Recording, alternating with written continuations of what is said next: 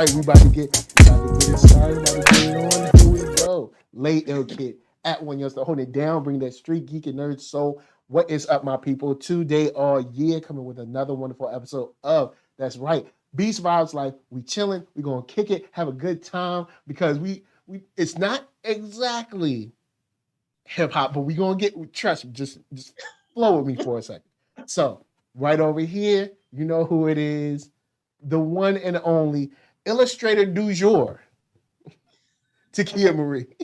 What's up, everybody? That's a heck of an intro, man. That is an intro right there. Well, I mean, you be drawing like mad stuff, so I'm like, I gotta give you props. I'm gonna put that intro on my album, track 1. Like, yo, she be drawing, you need to hire. You know what I'm saying? If you don't want nobody drawing all in the videos. But Takia Marie, tell them where they can find you. So my website is takiamarie.com and at Takia Marie on all social media. And especially if you're an artist, definitely would love to see your work. So there we are. Holla, you know what I'm saying? So I know y'all, this show is about hip hop, but we got the queen of hip hop soul. All right. Today we talking about Mary J. Blige, the My Life documentary that I didn't even know existed until like I logged into Amazon Prime to watch something else and I saw the ad for it. And Takia, I know you said you saw it was on The Daily Show where I saw it. Yeah. She did an interview with Trevor Noah and she was talking about it. I was like, oh, you got a documentary out? So yeah, so I watched that. I kind of like the idea about doing documentaries around certain albums because you do get kind of like the feel of that person at that time.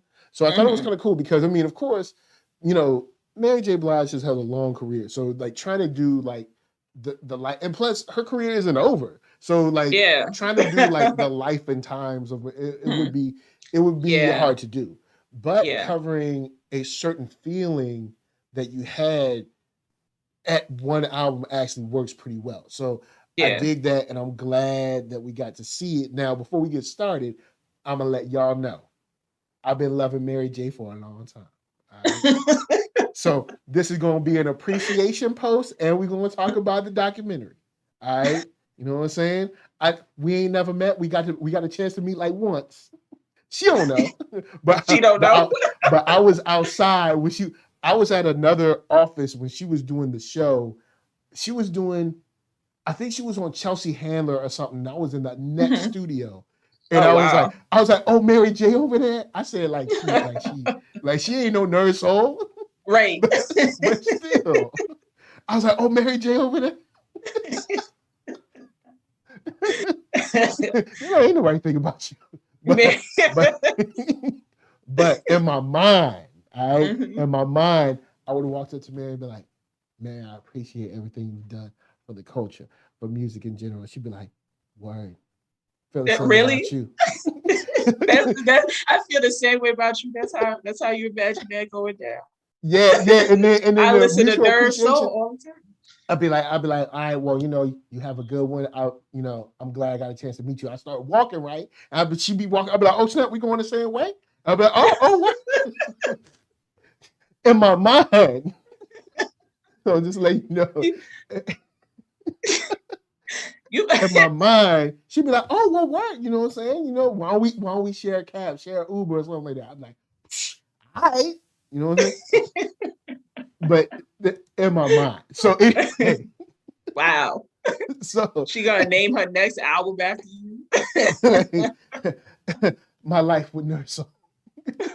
But the thing that I like about this on the documentary side, because we're just kind of like talking about the documentary and also the album too, because of course the album, you know, is kind of like the focal point of this documentary. I'll throw it to you real quick. If you have listened to My Life recently, like how do you feel do you like it more than you used to like it? Do you like it less than you used to like it? Is it about the same?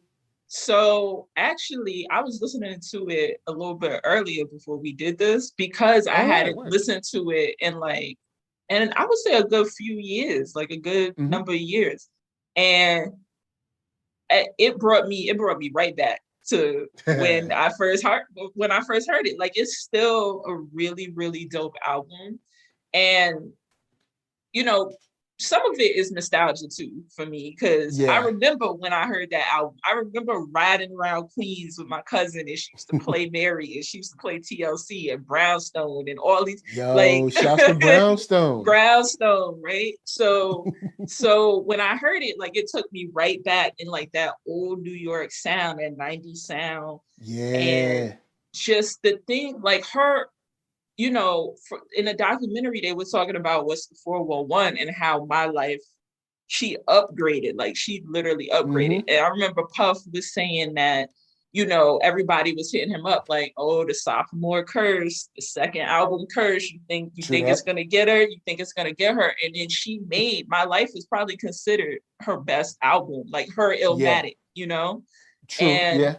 Yeah, so she, you know, when I listen to it now, I still get the same feeling from when I first heard it, but I feel like my ear is different. I can appreciate subtleties more, the writing more, the just the little things that they did with the music, and just her voice, like her tone, like her energy is even different, I think, on this album versus like What's the 411. Yeah, and definitely. That Mary, like when people talk about what she puts down when she's going through something, people always want Mary to be going through something so they can get that My Life level music. And not that but then when she came back, when she was like, I'm fine, you know what I'm saying? When she came back, you know what I'm saying? I was like, word. But and not that she doesn't make good music otherwise, but there's something about that album, you know, certain albums, it's just something that like solidifies you in the conversation. And I think that's it. And so how did you feel about it? Have you listened to it recently? I listened to it like maybe about a year ago. And then after I watched the documentary, I listened to it some like a little bit last week and some like this morning. And when I first heard it, I did not like it. I was much younger. Really? Because I thought What's the 411 was better. Because I wanted like my kind of like my jams and stuff. And this is a more introspective and more melancholy at times album. And when I was younger, I don't want no melancholy. All right. I want some hits. I want some jams. Right. So when I got older, I listened to it and I was just like, oh man, this joint is kind of deep. Man. This joint is, man. You got your heart broken, and then you listen to it and heard it back when I was younger, my heart hadn't been broken yet. I didn't know about no broken heart.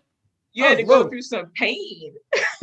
Similar, this album similar in the way I view Jill Scott's second album, because Jill Scott's second album has a lot of like kind of like love song ballady kind of jams on there. And at that moment, I was going through a breakup. So like, I wasn't trying to hear nothing about love.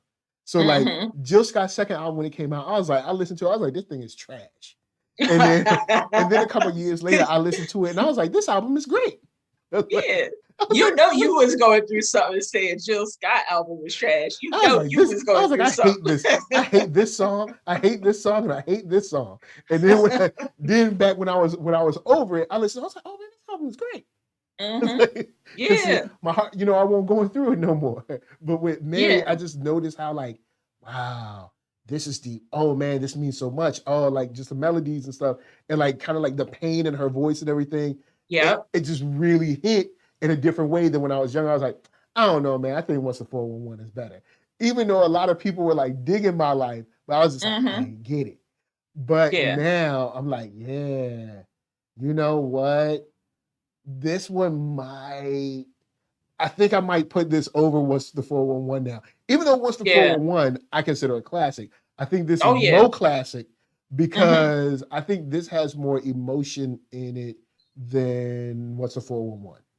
Yeah. And I'll say this about I'll roll with that. I say this about this album too. One of the things I noticed that Mary was able to do was men listen to her. Like, And I know like as a woman, you know, being into hip hop and stuff like that, a lot of things that I would get was like, you know, a lot of guys who wouldn't listen to women because they're like, what do I need to hear from a woman? What do they have to say to me?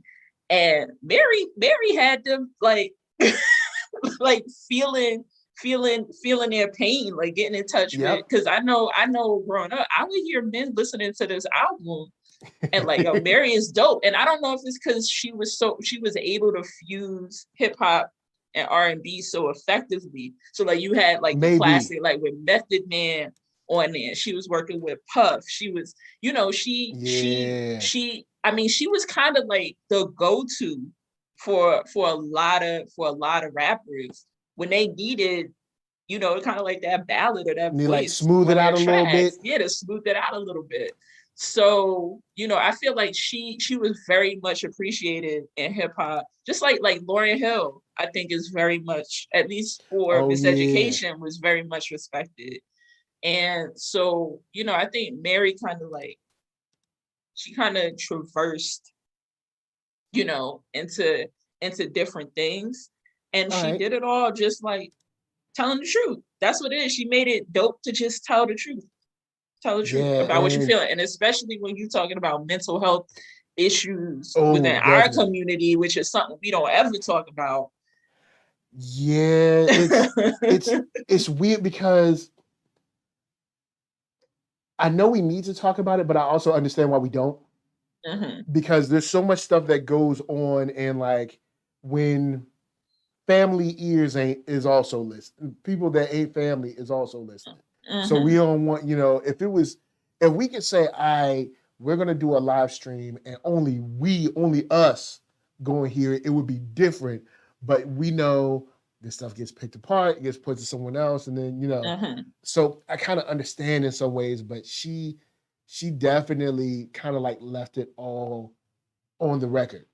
And I mean, you even see parts where she's like crying. Puff was talking about, he was crying. The other producer that they brought in, I cannot remember. They had two producers that they brought in that they kind of focused on, and they both talked about how they were also going through stuff. So it was like, not good, because I know heartbreak isn't good, but you had like all of these people that were kind of going through heartbreak at the same time. At the same time. And it kind of helped her get that out on her records, get that out in the lyrics and stuff like that. And listening to it now, it's like, wow, it still works. Even like the little interludes and stuff. Even though there is the random interlude now. I think there's one where like, is it Keith Murray is on it or something? It's like Puff is in the car. Shouts to Keith Murray. But it's kind of like random. It's like, hold up, what is that, Keith Murray? I know on the intro, like they had Puff was calling her or whatever. He was like, yo, people out here hating. They don't think you could do it. And I was like, man, this. He's like, no, I'm saying. And I was waiting for a Timberland to drop, like a whole Timberland boot to drop. I was like, this is classic New York like rhetoric right here. Yo, they in the streets. They ain't trying to see you, Mary. Trying to see you, son. Yo, and that also takes me back, because the whole like phone call, like recording thing, that's like a very 90s New York thing. That's a very 90s New York thing, but I also think it's inspired by like old school music. Because remember, you would get like the whole like Teddy Pendergrass would have like a whole conversation with you 15 minutes after he did the song. After the song is over, this is a long song, and then you listen to it, like, oh well, the song is only like 3 minutes long. 3 or 4 minutes, and like, and then he gotta have a conversation with you. And that's what I'm saying. Like she very much, because she grew up on a lot of that stuff. She talked about, I think, listening to Anita Baker and stuff. Yeah, and the Roy Ayers, of course, the Roy Ayers, right, the Sunshine, right, yeah. And so she brought some of that old school stuff into what at the time was new. But you can hear the influences. You can hear the influences just in the way the music is arranged and the way that she sings, her inflections, and the things that she talks about, and the fact that, like we were saying, like there are conversations happening And the album, like it's building a story, you know, it's building a whole story. So, and I think that's, you know, that's a high level art to me. That's high level art to me because, you know, definitely not to hate, but like there's some albums now that come out and it's like, is this really what we doing now? Man, there's a couple of new music videos that just dropped recently that was trending on Twitter, and I was like, I don't know what y'all excited about. But, right. But I was just like, you know what? That's y'all thing. Go ahead. You know what I'm saying? Yeah. That's y'all world. You know what I'm saying? Because I'm sure in the 90s, my parents were looking like, why? What is this? Why? Like what? So it's like I try to appreciate what I can, and like the stuff that I'm not feeling, I try to let it go. I don't even try I try to leave them alone with it. Let y'all live y'all life. Yeah. And on that point, I would say me and my dad kind of bonded over Mary too, because you know, he was listening to, you know, like Saturday, Sunday morning when you got to clean the house and stuff. And so they would throw on the old school stuff, Luther and Teddy P and the Shy Lights and Isley Brothers and all of that stuff. And you know, at the time when I was young, my dad would always say, you're not gonna like this now, but when you get older, you go through some stuff, you're gonna appreciate this music, which is exactly what you were just saying about Mary's album. And so I think Mary kind of bridged that gap because she was so clearly influenced by old school music. And so I would be like, Dad, can you listen to this? And he would put this on and he's like, oh, I like this. And he would play Mary's album. I remember he would play like Share My World. He would play was 411. He would play and he would play stuff like that. And I'm like, okay, let me see what else I can sneak in here. See what else I can sneak in. It's cool because looking at this documentary and the way she kind of tells her story, she talks. Well, some of it is sad because she talks about her mindset of like, you know, she would see, you know, videos on TV or like listen to her mom singing in like the living room or whatever. And she was singing, but she kind of talked about like how, you know, where she lived, she was just like, yo, ain't nobody never gonna be nothing. You know what I'm saying? Just, you know, we just gonna be here. And what is it? She made a comment. I wrote, she said, in that neighborhood, someone would get jealous or mad if you were happy, had a dream, or ever got something. And I remember being young. And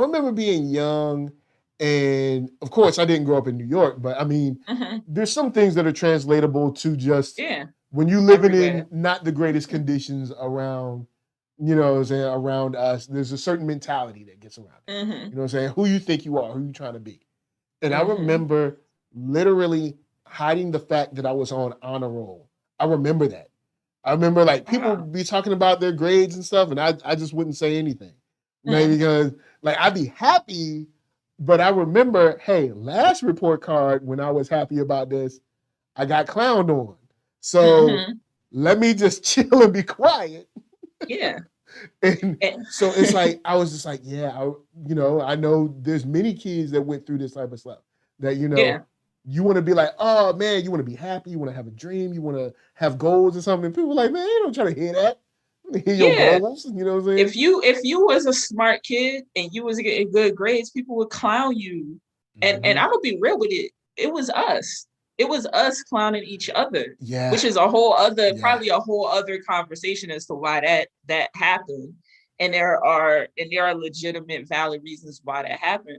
But that's why I think like the fact that she put it all out there and told the truth about something that we don't necessarily talk about in our communities is very important, because there were a lot of people. The reason why a lot of that stuff happened to her, you know, when she was living in the projects and Yonkers and stuff, a lot of the reason that happened to her is because a lot of people were going through the same pain she was going through and couldn't talk about it. And didn't really know how to express it.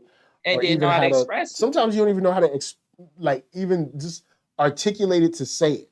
Like, you know, I'm just feeling something. I don't know how to say what it is, where it's coming from. And it's just, you know, because you're in a place, she made she had a quote that she said, "Projects is like prison," and it made me think of. There's a line from CeeLo. Hold on, because I got it down. CeeLo, because it's still Beats Vibes Life. CeeLo in what is it, Cell Theory? He said, but every now and then, I wonder if the gate was put up to keep crime out or keep our butt in. You know what I mean? And then that's some real talk right there. Yeah, and then that was, man, I love that song. But anyway, that whole verse is crazy. CeeLo, CeeLo is one of those like, don't sleep. Right? But Paz on Stakes is High, probably one of my favorite Dilla beats. But Stakes is High, he said, experiments when needles and skin connect. No wonder where we live is called the projects. So it's like it's one of those things where that statement immediately brought up those lines for me, where I was like, yeah, it is there. It's kind of like you feel like there's no way you can get out. Like even when you look at nice things, sometimes, you're like, oh, well, that's stuff that happens to other people. Like good things happen to other people. Like we're stuck here. And even I remember going to my old school when I was at elementary school, and like I used to think, like this is just it, but that school is not school. School need help. That school need help. And it's just, you start to think like, this is the school I went to, the experience I had were not an anomaly. And I think when Mary came out, even telling her story now, but telling her story then in stories and interviews and stuff, kind of like Taraji P said in the documentary, she started to feel like, oh, I got a representative. I got someone, who's like me, that's going through what I'm going through, that represents, because she was like, before that you had like Donna Summer and stuff like that. And, because we're coming out of kind of like the 80s and going into the 90s. So you're coming out of like, I guess you could say Pointer Sisters on to Whitney Houston kind of era into something new. And you have a lot of young ladies like Taraji P or Mary J. Blige and stuff, where it's like, well, they're cool, but they're not really from where I'm from. And they're not really like giving the experiences that I have.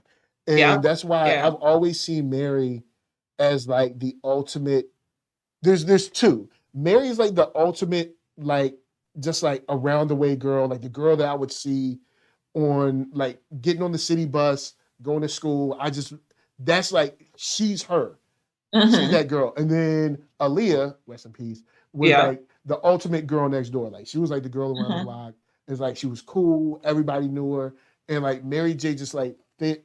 She kind of like gave that representation, which also helped a lot of women in that in that space feel like, word, cool. Like, yeah, it's cool to be like, some hip hop and like R&B and stuff like that. And then also emote in this way without feeling like, oh, like I gotta, hear that, I'm too rough or I'm too soft or whatever. I can just be like Mary kind of thing. So I really dug that, even though it was kind of sad to hear, because it even brought up memories for me, but it was good that she's a representative to say like, hey, I was living here, no hope, you know what I'm saying?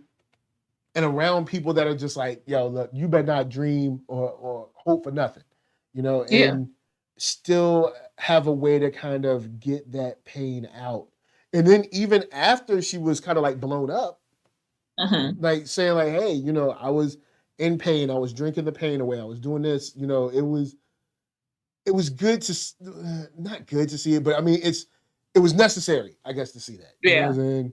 And so I thought that was really dope about the documentary too. I think all of that is necessary. And she, one of the things too, like you just mentioned, about Aliyah and stuff. So one of the things that I really liked was like the fashion element of it too, because they were talking about how her stylist, I can't remember offhand her stylist name, but how, her stylist she was fashion. She was with Puff. Oh man. Yeah. She was. They were together, and I can't. Oh man, I can't think of it. Man, I'm so sorry. I know Puff's heart was broken over you. I know that, and I think you're Justin's mom, and I apologize. And but we here. I remember your face. I know your face. But she was saying like, you know, how hard it was as a woman, as a Black woman, to get into those spaces like where you know fashion was prevalent. And so she was doing Mary's whole look, and she was like, I saw something in Mary that she didn't even see in herself yet. And the way that she, you know, and the way that Mary would dress, like she would have like the jerseys on, she would have the combat boots on, she would have a baseball cap fitted on. Yeah, that And was she dope was too. dressing, and I felt like, you know, as a girl, like I liked sneakers. I liked Timbs.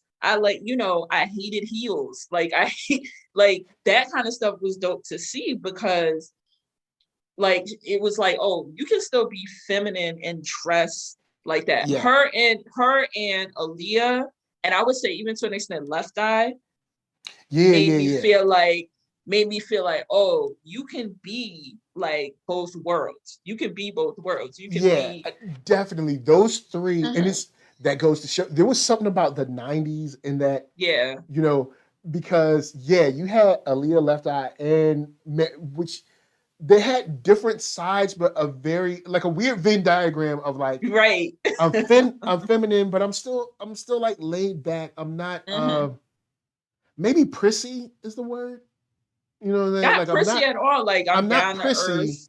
I'm not prissy, but I'm still feminine. But I'm like, you know, I'm not, you know, like overly conscious of like, you know, the white glove kind of culture. Right, exactly. Like, and she could switch it up. Like she would have street clothes, and then she would go out, you know, to a club in like a dress or something like that. Yeah. Like, and all three of them did that. I felt all three of them did that, where they kind of switched between what would be considered masculine ways of dressing. Yeah. You know, because Aliyah would have like sagger pants, have the baggy pants with the Tommy Hilfiger boxers, like that kind of iconic look, and still look feminine. She would have a bandana on and still look feminine. And so many people have tried to copy that look. I know. And failed. It failed so bad. Aliyah was the only one that could do it the way that she did it. She was the only one that could do it the way that she did it. It just wasn't good. But it was what Mary, it was hood. Like it was what a lot of people in the mainstream would look down on it, even coming from an era of, you know, your Whitney Houstons, your Anita Bakers. Yeah, because we're coming out of like kind of like the Cosby era too. Right. Where, there was don't get me wrong, this is not an indictment on the Cosby Show, because the Cosby Show was very necessary at the time too. Because remember, we're going through the crack era. We needed to see some affluent Black people on TV, but of course, due to white supremacy, then what happens is, the only way to be Black is the Cosby Show. Then, you know, so it wasn't really Cosby Show's fault. It was more just the system we're in that kind of like made it where we either had to be Cosby or bust. You know what I'm saying? Right. And women who, especially women who were singers, had to have a certain clean look to them. And that's not knocking any of them. Had to be on that icons, Phyllis Hyman or something. But you had to be like, there were hoods in the 60s and the 70s. Yep. But if you were a celebrity, if you were a singer, you had to look a certain way. Mary came out and was like, I'm doing these videos how I dress every day. Yep. And it was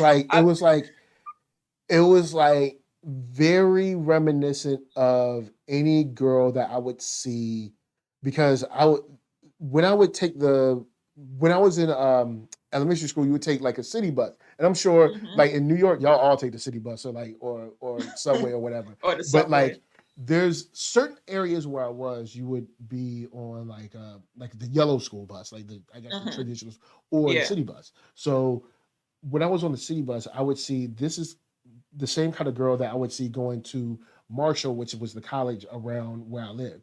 So and shouts out to Charleston, West Virginia, y'all, Marshall in the house.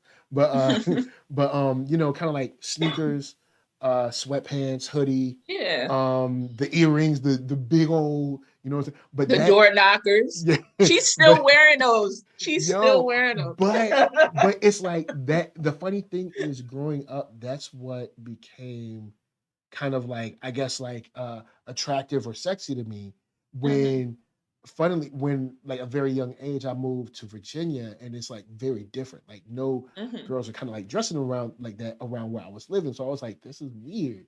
Like, you know, I don't see, but she kind of, all of those girls that were like that were kind of like, oh, cool, we finally have representation. Because, you know, at that time, there wasn't anyone really filling that space, or, well, the space wasn't even there to be filled.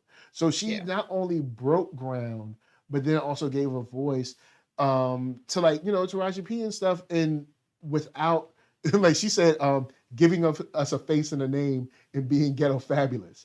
But it's cool because she comes in, she breaks ground, fashion-wise, music-wise, gives representation, and isn't what the main thing that I like that this documentary gets at is that she's not what there's a lot of artists out here right now. There's one in particular that I won't put this artist out, but like, she's not manufactured. That's the thing that I think has allowed Mary to last so long, is because her attitude isn't manufactured, her music isn't manufactured. She doesn't come off as stiff or wooden or like insincere. Like, she's always been kind of straightforward, and not straightforward in a disrespectful way, but straightforward in just like a honest representation of who she is and where she's from type of way. Because I know a lot of people are like, oh, well, I'm just being honest. It's like, no, there's a difference between being honest to try to hurt someone's feelings, and you can still convey that without being, you know, disrespectful to someone. You know what I'm saying? Right. She was authentic. That's the word I would use. She was authentic. Because something about Mary is like, she never seems to even go through that manufactured phase. Because some artists go through it, at least for maybe their first album, and then they kind of break away and start trying to become who they want to be. But Mary, it seems like from day one, she never felt manufactured. And I don't know, part of that might be the people she had around her too, because she had Andre Harrell, who heard her and was like, and she was talking about how he showed up to the projects and like and like the leopard print shirt and like the suede, like in a BMW.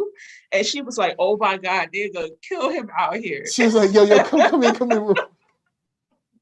Yo, but it sounds like he wanted her to, you know, he was shining. You know, he was shining. Oh yeah. Like, we know, you the know, little animation when they showed the close up on his shoes, that was, oh my God. Shout out to whoever that animator was. Yeah, that the little animations in between. Yeah. Those were cool. That was dope. But yeah, but it seemed like he heard her and was like, I want you to be you. And Puff too. You know, we could say a whole lot about Kleph, but it seemed like, at least in that moment, he wanted her to be her. He just wanted to elevate who she was. Andre Harrell, the same thing. He wanted to elevate who she already was so that she could be a star. Like, they saw that in her. And so I don't think she ever went through that manufactured phase. I think she was always, I can't even think of, even when I think about like some of her later albums, I don't recall. It never comes off as she's, as an artist that has been around a while and had different looks and different music. She never comes off like she's trying to be something. Yeah. And a quick shout out to the chat. We got Kid at Heart, Cassandra Sellers, Thomas D in the spot. I'm glad you brought up Andre Harrell because I wanted to get on them next. Puff. All right. When I saw executive producer Puff, I was like, okay, because I remember even in someone who used to get the Source every month. I remember Mary J and Puff went through their time. You know what I'm saying? Yeah. So I was like, oh, so Puff, okay. But then seeing how they talk about back then, and like she made a tape at the mall, and first thing, depending on your age, you might not even care or know about a mall. You might not even have gone to a mall. But Right. yes, they used to have these little recording things. It was like a step up from karaoke, like, but in the mall you can make your own tape. Yes, your own tape. You know what I'm saying? Take it home. But that tape got to Jeff Red, and then the tape from Jeff Red, I think, gets to Puff or Andre Harrell or whatever. But the thing that I like about that is both of them seemed very protective over her. Yeah. And that's something that I think A&Rs and managers and stuff in general do not do for artists in general. Right. They're just like, look, here you go. You're big. Go out there and make money. Go out there. Perform. Yeah. And I don't think, because they're in the life so much, I don't think they realize, like, yo, this is kind of fast for someone who sings in the kitchen, in the living room while they vacuum the floor. Yeah. And now, okay, there's a flight here, there's an interview there, then there's a show, then we got to get on the plane to go over here. Like, the most travel they do is probably like to the grocery store. Yep. It's like, outside of maybe heading out to like another family member's house, you probably stick around the same city, and maybe shoot, not even the same city, probably about the same 5-mile radius. Shoot, be like, you can ask anyone in, like, even where you live, be like, when the last time you've been to the north side or south side or something like that? And they'll be like, I don't know. When is the last time you've been to another borough? Yeah, it's like, well, nah, because I mean, I got everything here. The grocery store is here. The restaurant is here, unless there's like a certain event. So you're taking someone that doesn't really go too many places, and someone who didn't even really hope to go too many places. Now she's on magazine covers. So to see them be protective over her, I thought was really cool. And to see Andre Harrell, of course, because he's passed now, to see him in those moments with her and talking about her in a very sincere way, where it does seem like those three had like a special relationship, even though we know Puff and Andre Harrell had their thing where he was like, look, all right, look, you can't be here, all right? Like, Andre Harrell literally said it. It was another documentary that I saw, but he was like, look, there can't be two kings here. And because Puff is also at this time blowing up. He's styling Jodeci. Yeah. He's doing everything for Mary and all this stuff. So now Puff's name is actually getting kind of big, and Andre's like, he's feeling himself. And we all know Puff. You know what I'm saying? always want to shine. And then you got Andre Harrell, who also want to shine. So there's gonna be two shinings here. It's not two shinings. Even though that's a whole nother argument for another day, that we should both be able to coexist and both be great. But I understand how it is. I understand corporate America. I get it. And you're not going to fix it overnight. So I understand how they pit us against each other. And they're like, hey, we already got ours. We already got our shiny black man. So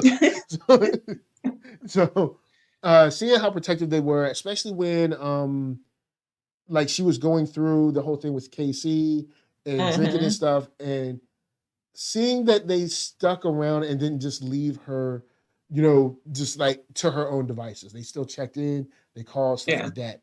And then also seeing that she sung, Rapture for Andre Harrell. I thought that was dope. So, seeing that early on, they were interested in her and also kind of like held her down. I thought that was great. Because it could have been a lot worse, especially going through the KC stuff. And especially because, at the time, Mary was not in a good place personally either.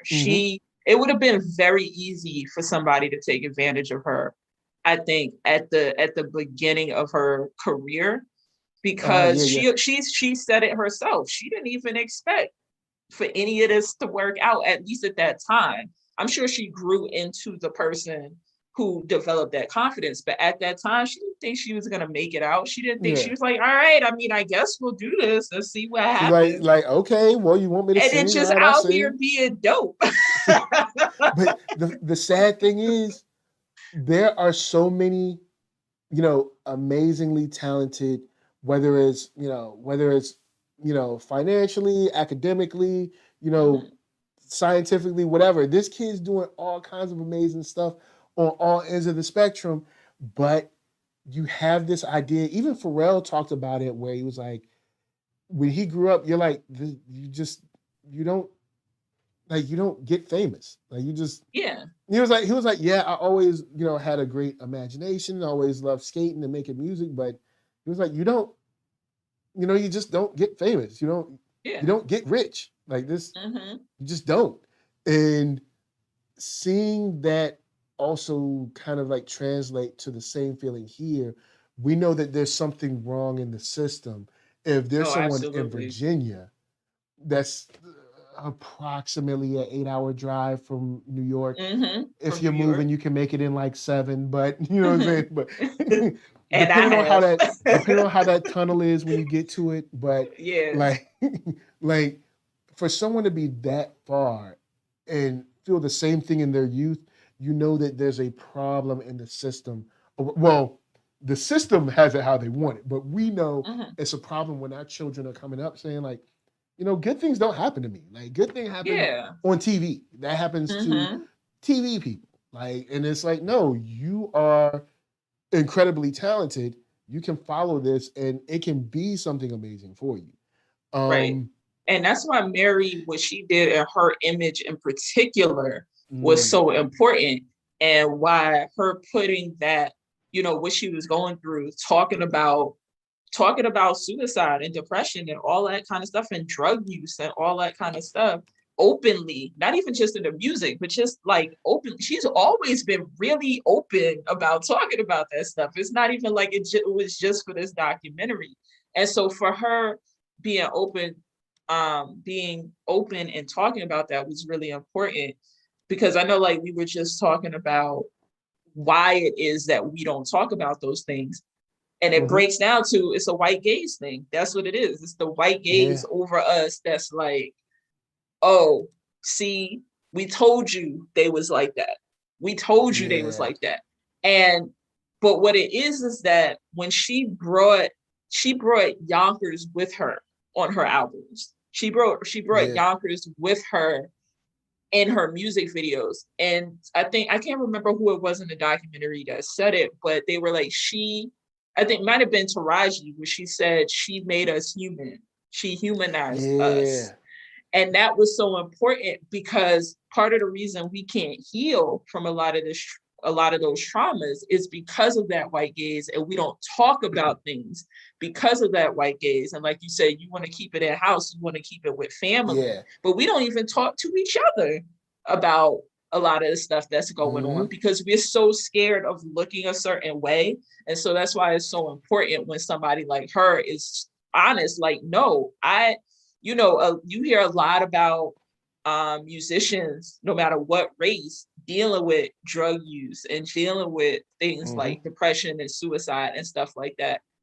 And for her as a Black woman to be able to say, I deal with all of those things too, and this is why, was really important. It was really important for a lot of people to hear that. There was even a woman in the documentary that was like, I was gonna jump and I didn't because of your album. So that's another thing that was cool is the fan interactions that they showed on the documentary. She never seems weird around fans. The people that were listening to her music, their experiences that they had with it and stuff like that, it came off very authentic, like you said before. And to get into some of the things that could have took her out, the issue with KC. So she's dating KC, and they go like, we all knew she dated KC at the time. And not only was she dealing with the issue of KC, so like for instance, just like going through a breakup or the highs and lows, and then of course a breakup. But then you have, you got to do it in the limelight, which there was a TV show comment. There was a TV show moment, and I can't remember who it was. Somebody interviewed her, and I wish I would have found the show so I could like actually name the show. But they played a clip of Casey being on their show, I guess maybe a week or two prior or whatever. And he was like, like, no, I'm not getting married. I'm not getting married to nobody, blah, blah, blah. Kind of shading Mary a little bit. Mm-hmm. And that's the kind of stuff you got to deal with when you're in married situations. Like, so for instance, any bad breakup that you may have dealt with, you know what I'm saying? Mm-hmm. Like, I've dealt with bad breakups. You may have dealt with bad breakups, whatever. But imagine dealing with it where every time you go somewhere, they're like, what do you think about it? Right, exactly. Like, exactly. Hey, we got a clip of them talking about you. Do you want to hear it? It's like, no, I don't want to hear it. I'd rather listen to Sade and go to sleep.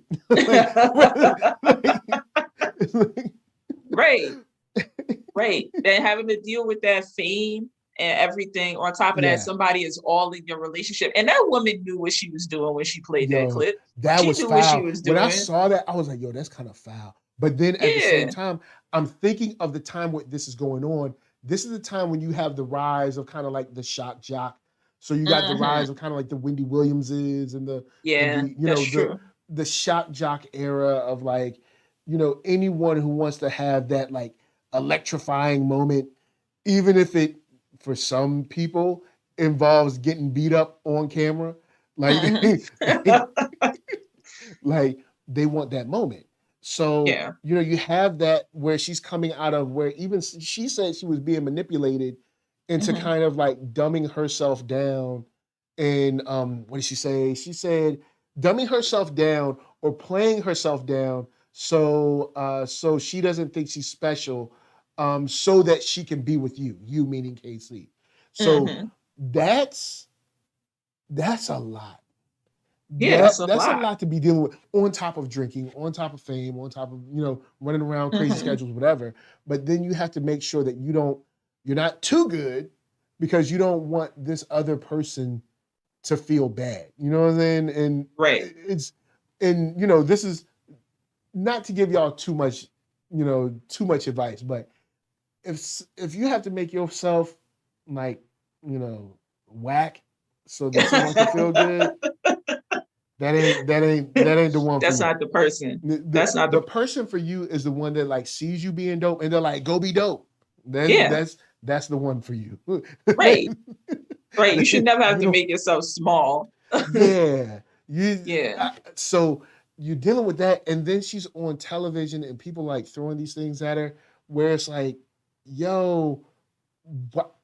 It's weird because on one part it's like, dag, KC must have been like spiraling at this point, because dude didn't, when they showed the performance they did together, he didn't look too there. And then when he did that interview where he was like, I ain't getting married, he didn't look great. You know what I'm saying? And of course, afterwards we've seen the antics of Casey and JoJo and stuff, and unfortunately it hasn't been great from where they came from. But you just got to remove yourself from that stuff. And luckily she was able to do that, and also kind of like bring the catharsis of music through it. You know what I'm saying? Because I couldn't imagine when they showed that clip from the show, I was like, wow. Yeah. I was like, why would you I was do like that? mad for her. I was mad for her. Why would you do that? I was like, if I had a time machine.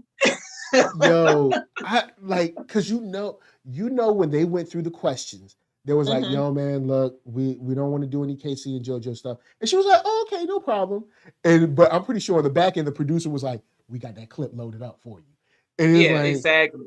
But also, I think KC knew what he was saying, because because it was suggested, I think, in the way the question was phrased, that if he got married, he wouldn't be able to get women anymore. He wouldn't be able to perform in the same way for women. And he was like on some masculine, like, nah, that's never going to be me type of stuff. And it's like, why would you play her out like that? And that seemed like jealousy to me. Like he knew. Going back to that manipulation thing. Yeah, exactly. Yep. It was a way to tear her down publicly. But it's not even necessary. It's not. It's not. Because somebody who care about you, even if let's say they were in a relationship and marriage was being talked about, but he didn't really want to do it, and they hadn't had the conversation yet. The person that cares about you is not gonna play you out like that publicly. Yeah. They're gonna play it off. They're gonna be like, there's something.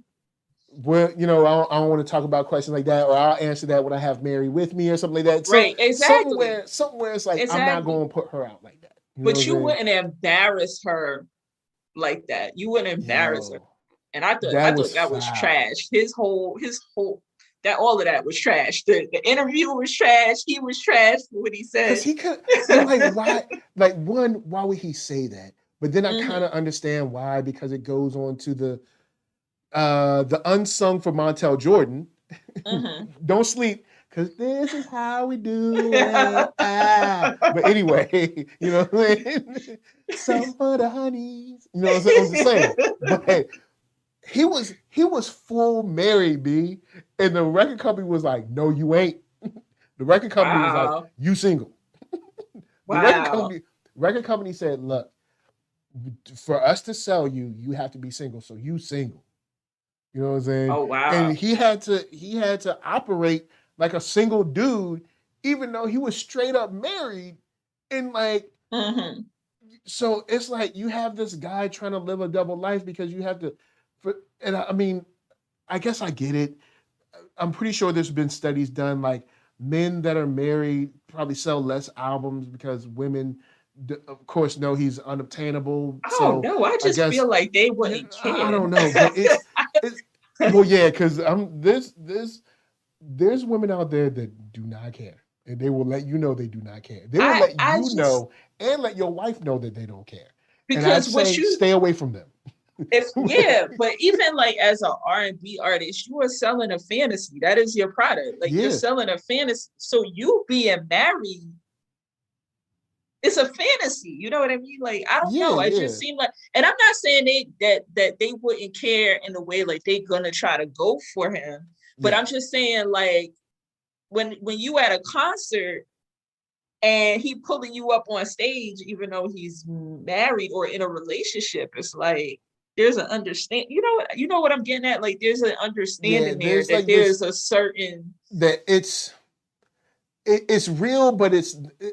It's like not real. You're listening to real lyrics, but you're not like he's singing, but he's not like singing to like you. Like, I mean, he's singing to you, but not like to you. You know what I'm saying? Yeah. Like, I don't know. I could listen to like a I don't know, like Whitney or Mary J or like Aliyah or even someone newer like SZA or something like that. But she's not singing to me. Like, she's singing to me, but she ain't singing to me. She's not singing to you personally. Yeah, she's not like, I signed this for NERDSoul. Like, exactly. She's not dedicated to him. She's not Mary out here making her next album about Michael Young. Nah, it's not happening. It's not. It would not be cool. You know what I'm saying? I'm a married man. It would not be cool right now. You know what I'm saying? If I heard that album, I'd be like, yo, Mary, you got to take that album. You gotta chill. You gotta chill. You slide one copy under the mattress. It's like, Mary, I got a happy home, and exactly. Now we arguing all the time because the album's on the top of the charts, and there's another woman besides my wife calling my name. It's not a good idea. Like, but it's funny as you saying this to Mary. Do you have the same cheese on your face when you saying it to her? No, I gotta stay mad serious. I gotta stay mad serious when I do it. When I approach, I'll be like, Mary, stop it. All right. See, I gotta get my See, your face is full of craft singles right now. You cheesing right now. But see, I gotta be like, Mary, stop it. Turn the music off. You should be ashamed of yourself. See, that's what you gotta do. You gotta act like you're her principal and she just got suspended or something. That's what you gotta do. So no, but yeah, it's like you don't need those problems in your home. But I can see KC on a level where maybe the label was trying to push like, hey, stay single, or just at least the illusion that you're single or whatever, or the facade. But you don't have to, like, wow, that was the way he did it was like ain't nobody thinking about Mary and she whack, I'm over that, whatever. That's what I'm saying. I don't buy 100% that it was the label. I think a lot of it was just him, because in that interview, he came off like an abuser would come off. Like he knew he was saying that for her to hear. That's what it. Yeah, he knew it would get around to her. Yeah, and that's what it came off like. And it would have been interesting. Not that I want to be all up in their business, but I wonder what was that conversation like after. Man, you know, because you gotta face her now after saying that. So yeah, so I'm sure there were a few intent discussions, right? because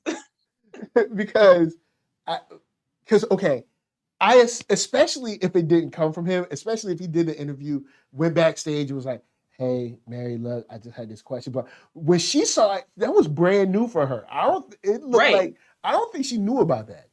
Yeah. So this ain't even a situation where the streets came and told you. You're on camera, hanging out, minding your business, thinking you're talking about an album or a new show or a new book or whatever the case may be, because you're a celebrity. And they're like, oh, remember the guy that you're going through stuff with? He said something about you. Like, and that's swag. Yeah, that's swag. We could get into all day how, you know, because I'm not a big fan of like the Wendy Williams types and stuff for that very reason. I don't really like all that stuff. And Wendy done, she's going through her stuff. But yeah, with this, I think I'll say the last thing that I like about this is her being very intent on where she said that she chose life. You know what I'm saying? I think, you know, because there was part, like, you know, where she was low, like the listener that was with her that was like, hey, I was about to jump. She was low, where she was about to like be like, look, I don't even want to live anymore. I don't want to do this anymore. I don't want to do anything. And her choosing life over the situation, I thought was always great. And then I also love the Teen Summit clip as well, because I miss real BET. And if you guys, depending on your age, you know what real BET is. You know what I mean? Depending on, I was born in 82. So if depending on your age, you know what real BET is. Pretty much anything before Viacom got involved. Yeah. Anything before they moved to New York. And this is no diss to New York. But when they dissed to New York, I think the move to New York was kind of like the precursor to selling it to Viacom. Yeah. So when they moved to New York, Teen Summit kind of disappeared, sort of. It changed a little bit, and it still stuck around, but it kind of disappeared. And that's when things started to change. So and no 106 in Park for you? No, the basement? 106 is okay, but it was still coming to that transition point where it was like, basement was still cool, but you could tell things were different. Like you could start to notice, like, they first moved to New York and everything was cool, seemed like, oh, it's no different than DC. You know, New York is going to be great. And then about a year or two into it, it's like, hey, the BET isn't the same. And then all of a sudden, Viacom has bought BET. It's like, oh, there we go. That's what's different. It is. But yeah, like the first couple years of New York, it seemed cool. And then all of a sudden, it's like, you know what? It's not the same. I don't get that same kind of like Teen Summit, Video Soul, BET Tonight. You know what I'm saying? BET News. Where's Ed Gordon? Where's Jackie Reed? Where are all these people leaving? Ananda's gone. Why are all these people leaving? Lewis, what's going on? Man, that's taking it back. Yo, it's like, why are all these people leaving? And then all of a sudden, Viacom has bought BET. I was like, yeah, it is. Something ain't right. I was like, I don't know if we should have sold it. I said we, like I was like, we, like you was in the meeting. Yo, Bob, we shouldn't sell it. Bob's like, you ain't got no money. I was like, I don't know if we should sell it. What do you mean we? It's mine. But yeah, I think that was dope, seeing her expressly talking about like choosing life even after dealing with these, because we know, her journey hadn't ended through, these other albums, but we've definitely seen her come through that time. And of course, no, Thomas D didn't say hits on the street. That's when I was like, this ain't really BET. Right. I was like, this ain't really BET. I mean, I guess it's cool, but it's not really like BET. This seems something different. Yeah. It feels like y'all trying to copy some Tom Greenish kind of stuff and put a black face over it. They trying to do some MTV. Yeah, it's like y'all trying to go with some MTV. I didn't hate Hits on the Street, but I always thought it was like, it didn't particularly fit the brand. Yeah. But also I come from Cheryl Carter, Video Soul, and so it's different time, you know what I'm saying? Yeah. Know my brother, you gotta get your own. You know what I'm saying? Bobby Jones Gospel, you know what I'm saying? Your mama was watching that on Sundays. You know what I'm saying? I'm just that's where I'm coming from. It's a little, so when Hits on the Street came, I was like, this is cool and it's kind of funny, but I don't know if I like it. Yeah, I mean, we could go all day about what BET has done.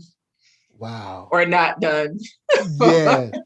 And then there's ever since Viacom has gotten it, there's been a couple of shining moments where you're like, oh, okay, and then you're like, no, then no, BET still whack. BET.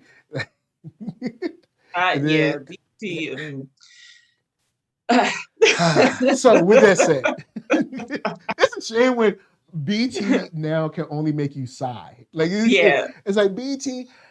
Because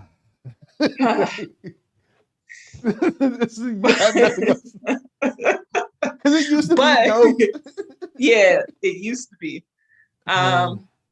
But Mary. She. One thing that I don't think was really mentioned in the documentary too much is like her acting. And that was one of the things she was talking about on the Daily Show when Trevor Noah interviewed her, where he was like, you have, I can't remember if he said she had 2 Oscar nominations or 2 Emmy nominations. I think one was for Mudbound. And I don't know what the other was for. I'm not sure. I wonder if the other is for, because isn't she in something that came out recently? Was it the Aretha Franklin thing? I can't remember, but I think she's on a TV show that we don't know about. I don't know. I think she was in a movie recently. Y'all in the chat, let us know. I know y'all know. Y'all be knowing. Like the chat be knowing. Like they be like, oh yeah, she was in this. Because she got 85 credits as an actress, at least on IMDb. You know what I'm saying? I know one of them is Jamie Foxx. I remember that when she did that episode when she was on the Jamie Foxx show. She was on the Jamie Foxx show. She was on Umbrella Academy. I don't think she got anything. She's in Power, the new one that I refuse to watch. Okay. It's not because of her, but I'm just like, I've been wanting to whoop Tariq's butt for years, so I'm not gonna watch Tariq walk around after killing his daddy like he deserved to be the. No, you are not Ghost. All right, so I'm not watching. She was in Empire. Maybe it was for the Wiz Live. I don't know. Y'all let us know. I'll look up in the chat. I don't know what the other one's for. But I know on the Daily Show, Trevor Noah was complimenting her, like, and you're acting out here and you got like legitimate, like big award nominations. And she was saying, and I'm paraphrasing, but she was saying, I always wanted to act, but didn't think that I could. Like in school, I think she was in plays and stuff like that, but she didn't think that she could. And then she blew up as a singer and then came back to acting. But the trend is Mary thinks she can't do it and it becomes one of the best of all time. Like, it's like, I don't know if I can do this. Then it's like you get awards for it. Exactly. Like, I don't know. Like, and then becomes an icon. Like, because like Mary like I'm gonna just say this from an objective standpoint. You know what I'm saying? Hashtag I love my wife. From an objective standpoint, Mary has stayed on point for years. When I say on point, you know what I'm talking about. We don't have to go any further. Mary J has stayed on point for years. Her music has always been great, and she's getting her act on. You know what I'm saying? All from starting in a place where she said basically felt like prison. So watching this documentary definitely gave me that feeling of like, yo, it's way more inspirational than like even she might know it is, because having that surrounding you with like, you know, like don't hope, don't dream about nothing. It feels like prison. And now, you know what I'm saying, to the heights that she's gotten to, it's like, yo, don't let the fog around you, you know, bother you as much as it's trying to bother you. You know what I'm saying? Because sometimes it's kind of there just to keep you distracted. You know what I'm saying? Yeah. No, they didn't say. They said they be playing Baby Boy like 5 times a week. And even that's true. If it's not Baby Boy, it's Tyler Perry. Even though Baby Boy is a classic for like unintentional reasons, but Baby Boy is like the perfect example of a movie that is like not great, but it's great. it's like everything is in there that's like unintentionally funny. Yeah, and it's like you just can't. It's a perfect movie. Like, like shouts out to Tyrese. You know what I'm saying? So, you know. Tyrese. Oh, good old Tyrese. But with that said, guys, we have exhausted, exemplified, and exercised the demon to a certain degree. I'm gonna throw it on over here to Kia Marie. Tell them where they can find you. Find me at takiamarie.com and at Takia Marie on all social media. What up? And of course, NERD, SOUL, Facebook, Instagram, Twitter, all them places. Hit that thumbs up if you like what you're seeing. Hit that thumbs down if you don't. Try to stay cool this weekend. It's hot out there. Ain't telling no lies. And podcast if you want to listen. Spotify for that music. We got jams. Shouts out to the chat. Kid at Heart. Love One, Thomas D, you know what I'm saying? You had VV in there. See who else we get up in this piece. We had Cassandra Sellers. Yo, look, y'all dope. You know what I'm saying? You know, Doris Jones, Labors of Love. You know what I'm saying? It's like, you know, it's like, look, we had mad people up in here. Thank y'all for chilling. Thank you for reminiscing on a cool album, a great documentary that kind of encapsulates that point in time, and you know, talking about BET for a little bit, because you know, yeah. Hey, what can you do? So, all right. So, where I'm gonna leave you guys with PL, Parker Lewiz, and Arckatron. From us to you, we're saying thank you for watching and peace. Peace. And we out. And Wu-Tang will always be for the children.